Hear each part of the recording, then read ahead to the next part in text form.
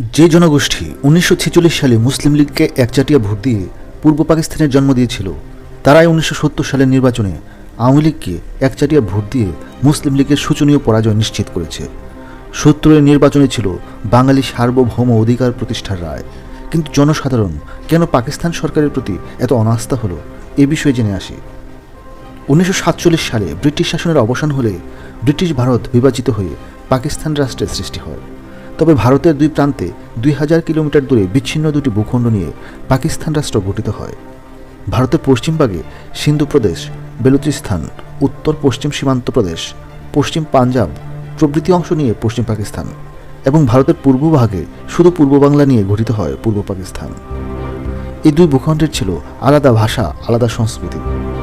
পূর্ব পাকিস্তানের আয়তন ছোট হলেও লোকসংখ্যা ছিল বেশি। পাকিস্তান সৃষ্টির পর থেকেই পশ্চিম পাকিস্তানের শাসক গোষ্ঠী পূর্ব বাংলার প্রতি বিমাতাসুলভ আচরণ শুরু করে। এই বৃহত্তর জনগোষ্ঠীর উপর কর্তৃত্ব ধরে রাখতে তারা বিভিন্ন পন্থা অবলম্বন করতে থাকে। তারা ভালোভাবেই জানত কোনো জাতির সংস্কৃতি নষ্ট করা গেলে তাদের ঐক্য, জাতীয়তাবোধ ও প্রতিবাদের স্পৃহ নষ্ট হয়ে যাবে। তাই সর্বপ্রথম তারা আঘাত হানে পূর্ব বাংলার ভাষা ও সংস্কৃতির উপর।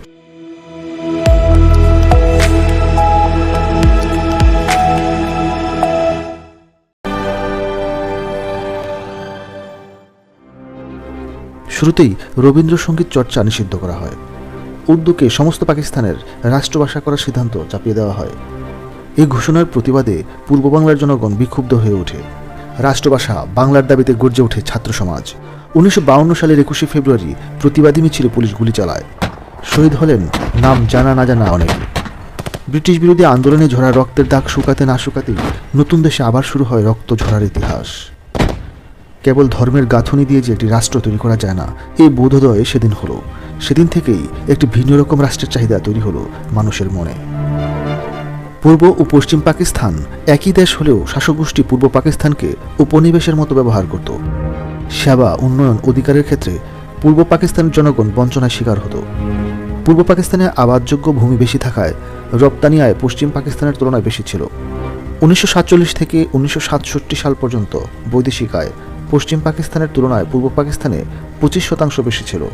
অথচ ব্যয়ের ক্ষেত্রে মোট বাজেটের ৭০% খরচ করা হতো পশ্চিম পাকিস্তানে আর ৩০% পূর্ব পাকিস্তানে। সরকারি ও সামরিক বাহিনীতে প্রায় ৯০% নিয়োগই ছিল পশ্চিম পাকিস্তানের, আর পূর্ব পাকিস্তানে ছিল মাত্র ১০%। ১৯৪৮ সালে পোশাক কারখানা ছিল পশ্চিম পাকিস্তানে ৯টি আর পূর্ব পাকিস্তানে ১১টি। অথচ ১৯৭১ সালে পোশাক কারখানা পশ্চিম পাকিস্তানে বৃদ্ধি পেয়ে দাঁড়ায় ১৫০টি আর পূর্ব পাকিস্তানে হয় ২৬টি। পূর্ব পাকিস্তানের কোনো নেতা যখন রাষ্ট্রের কোনো পদে নির্বাচিত হতেন, তখন তারা কোনো না কোনো অজুহাতে তার পদচ্যুতি ঘটাত। ১৯৫৪ সালে প্রাদেশিক নির্বাচনে পূর্ব পাকিস্তানের জোট দল যুক্ত ফ্রন্ট জয়ী হয়ে প্রাদেশিক সরকার গঠন করলে কেন্দ্রীয় সরকার মাত্র ২.৫ মাসের মাথায় মন্ত্রিপরিষদ ভেঙে দিয়ে রাষ্ট্রপতি শাসন জারি করে। ১৯৫৮ সালে জেনারেল আইয়ুব খান সামরিক শাসন জারি করে পাকিস্তানের শাসন ক্ষমতা দখল করে। দীর্ঘ ১১ বছর ধরে চলে তার স্বৈরশাসন।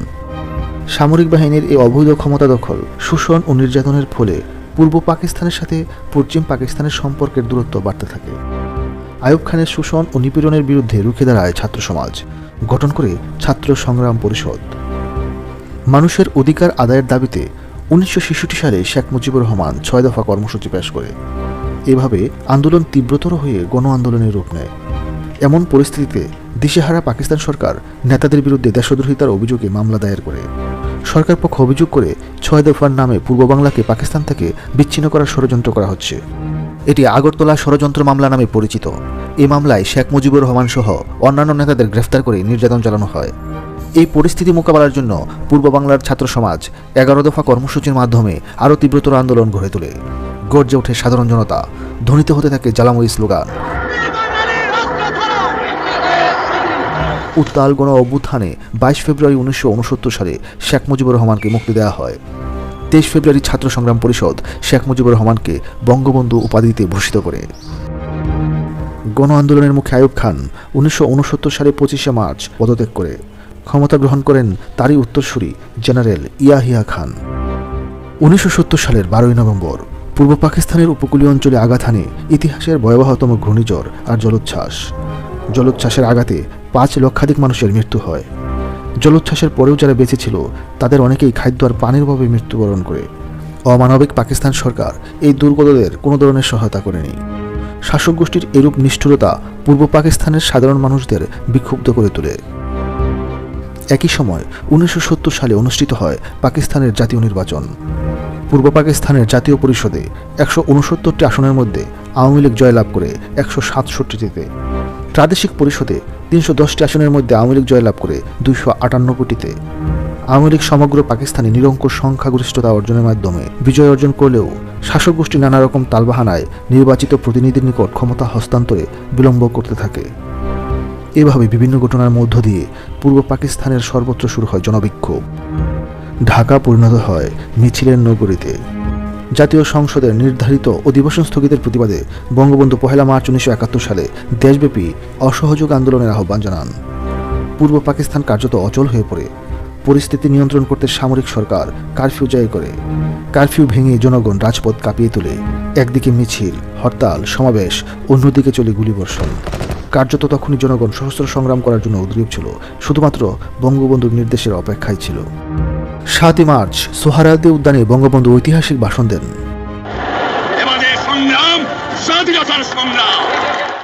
এই ভাষণ সমস্ত বাঙালির মনে ঐক্যবদ্ধ হয়ে পাকিস্তান সরকারের বিরুদ্ধে বিদ্রোহ করার অগ্নিস্ফুলিঙ্গ ছড়িয়ে দেয়। বিদ্রোহ দমনে শাসক গোষ্ঠী ইতিহাসে বর্বরতম গণহত্যা শুরু করে।